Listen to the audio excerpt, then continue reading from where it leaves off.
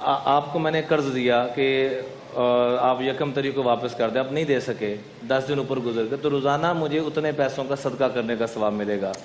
لیکن دوسری طرف یہ ہے کہ ہم قرضہ لے کر یہ رویہ نہ اپنائیں کہ لوگ آئندہ کسی کو قرضہ دینے کے لیے تیار نہ ہوں۔ یہ ظلم ہے، زیادتی ہے۔ ہم مفتاحا للخیر بنے۔ آقا علیہ الصلوۃ والسلام نے فرمایا خوش قسمت ہے وہ جس کو اللہ خیر کی چابی بنائے اور تباہی اور بربادی ہو اس کے لیے جو شر کا ذریعہ بنے۔ کیا عشاء کی وتر تراویح کے بعد پڑھنا لازمی ہے یا پہلے بھی پڑھی جا سکتی ہے؟ سنت تو یہی ہے کہ تراویح کے بعد ہی پڑھی جائے، لیکن اگر کوئی معذور ہے، کوئی ایسا مسئلہ ہے تو پہلے بھی پڑھ سکتا ہے، وتر ہو جائیں گے، لیکن اعلیٰ درجہ یہی ہے کہ تراویح کے بعد پڑھی جائے۔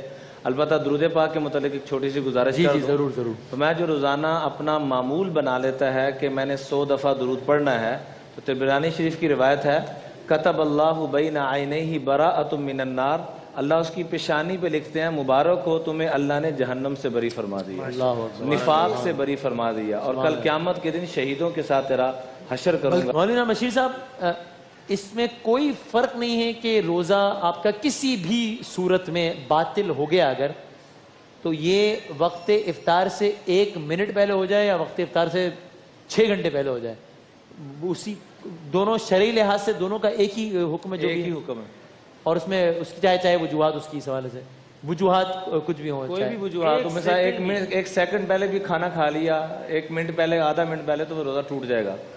صحیح ہے۔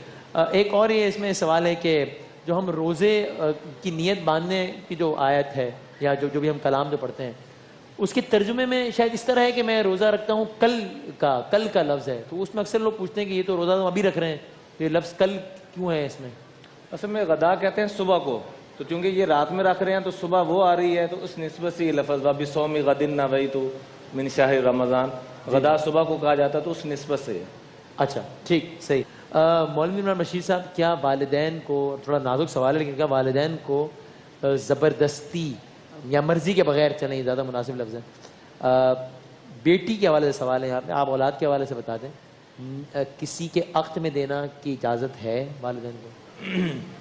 دیکھیے، اس کائنات کے اندر اللہ نے جس خاتون جنت کو کائنات کی عورتوں کا سردار بنایا، سیدۃ النساء اہل جنہ فاطمۃ الزہرا رضی اللہ تعالیٰ عنہ، اللہ کی طرف سے حکم بھی آ چکا ہے، اس کے باوجود آقا علیہ الصلوۃ والسلام جا کے پوچھ رہے ہیں تمہاری کیا رائے ہے؟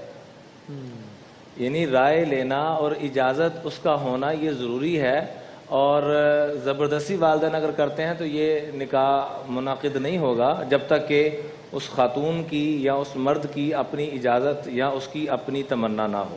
زبردستی کرنے سے یہ نکاح منعقد نہیں ہوگا۔ اچھا